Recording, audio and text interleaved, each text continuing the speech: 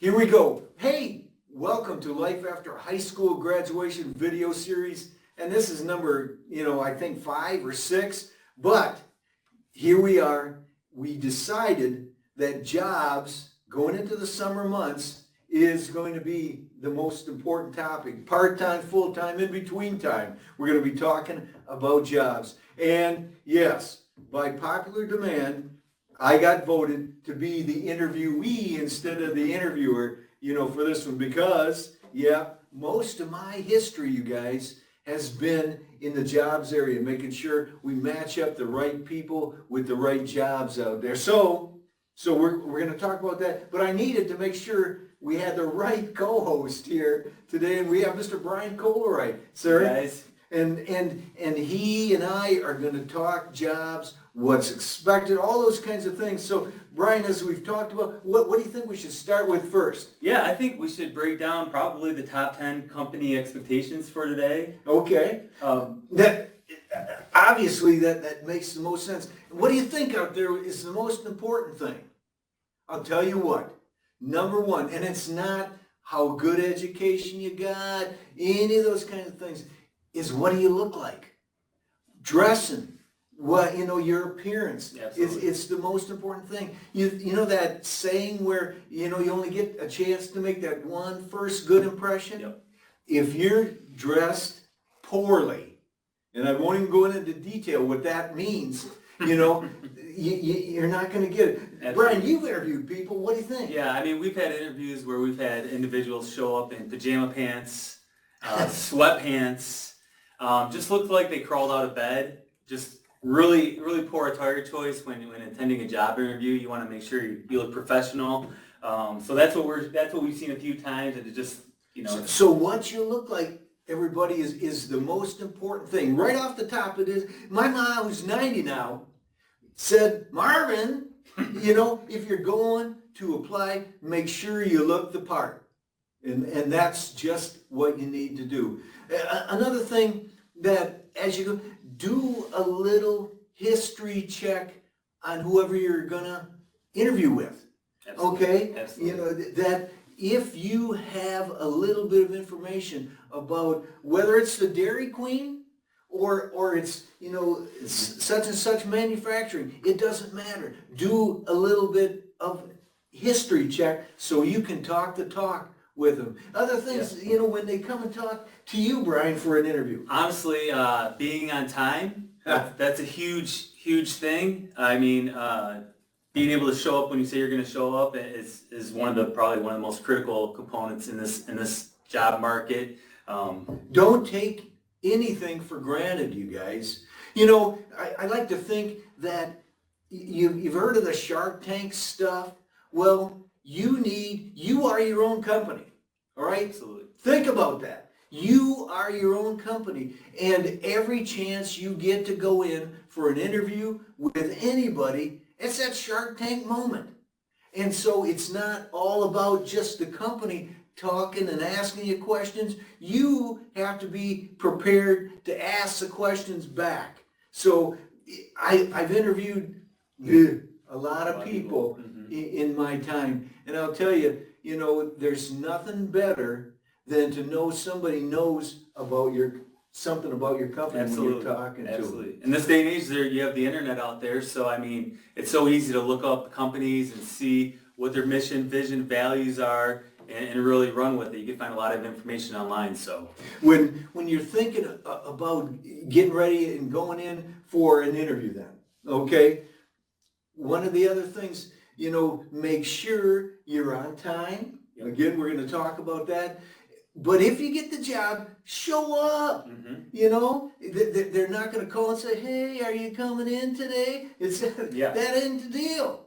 You got to be there on time. And they also, today, more than ever before, how many people have that cell phone right here? Don't do it. Okay? That cell phone will not help you do your job. I hate to tell you that. Maybe there's some jobs where you got to be working on a computer. Okay, fine, that's great. But, your personal cell phone is not part of the job. So make sure you pack that away, use it at break times, Yeah. whatever. You know, all of that's prime time important. When you think about your resume, Brian, what sticks out with you when you're looking at somebody's resume? I want to see relevant skills, really, that go hand in hand with the job that the individual is applying for. You know, I think that's a huge thing. I look for certain keywords within the job, so remember to put down those keywords and match it with your skills when you're tailoring your resume towards a specific job. Make sure it's fitting that criteria.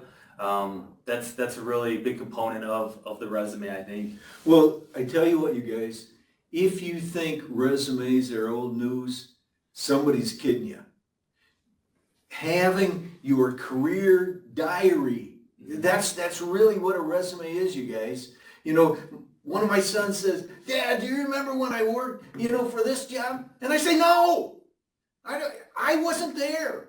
You know, you got to keep your own record in a resume. It doesn't have to be 63 pages long. A page and a half tops, okay? But you need to make sure that resume tells your story. A little bit of education, a little bit of job history, all of those kinds of things, and keep it up to date. And don't hand the person a copy that's been copied 6 times and wrong answer. Don't do that. Yes. I can't remember how many times I've thrown away resumes that have come in that look like that. Don't do that to yourself.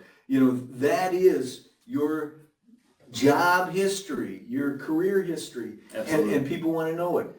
Absolutely. And I think, honestly, too, another big component is make sure that kind of goes hand in hand with being on time, is make sure you're dependable. Make sure you have the right transportation. If you take a job that requires traveling, make sure that you have a reliable vehicle. Make sure you have your insurance set up, because those are all going to be questions that are asked when you go to the job interview. And one of the things that I always do, and I'll tell you what, I don't know how many young people I've asked, "Do you have a resume?" And they tell me no. But so have one. You need one. And make sure if you do a resume online, okay, and that's the way you have to apply for a lot of jobs these days. I get it. Make sure your online resume looks exactly the same as the paper one. I will tell you that you will meet somebody online before you meet them in person. Do you understand what I just said?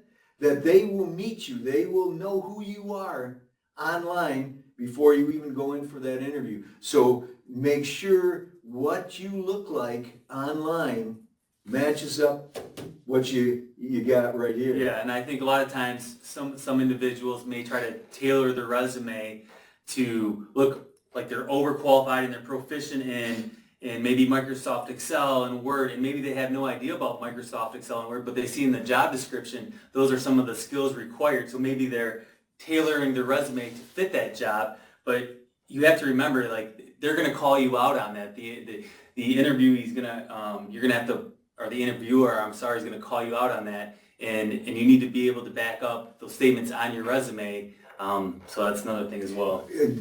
These are all quick tips all the way, and I got to throw and this is a personal one, you guys. When I would look at a person's resume, I would look for the one thing on their piece of paper that made them special. Okay? All right? One time I goes in for this interview, and the last thing I put on my resume was that I was big into music, okay, and playing in a band. And guess what? The guy that was interviewing me started with that question: "What kind of band were you in?" Well, I had to admit I was in a polka band. Okay? And guess what? We had the best interview, Brian, that I've ever had with that guy. Did I get the job? No, okay, because I didn't have all the qualifications he was looking for. But I'll tell you what I learned from that experience, you guys, and every experience has some value, is that go ahead and put some special particular thing that you are good at, you know, whether it's robotics, I don't care, whether you played in band, part of FFA, I don't care. Put it on there because you'll never know what kind of thing might hit home with a person. Yeah. Brian, we're out of time. You know, That was quick. I promise to, you know, make sure these are short, to the point. We've used up our 10 minutes. Okay, and so now just remember, of the series, we've talked about vehicle maintenance with Mr. Jeff Janis, okay? And we've talked about personal banking with Kelly Alexander and Mariah from the Alpena Alcona Credit Union. Insurances with Mr. Cliff Miller and Justin Hill. Tax returns. Yeah, tax returns were no fun, but we had to talk about them anyway. And Amanda Haney was great. And last month we talked about cooking 101 with Julie Schellenbarger. Did a fine job. Okay, and Brian Colorite, thank you for joining us today. You know, we're going to be back one more time this semester, and again, by popular demand, because we're going into summer, the topic is real budgeting and saving money. Nice. Okay, Nice. that will be our April show. So we look forward to that next month. Look at them all, and we'll see you then. See you guys.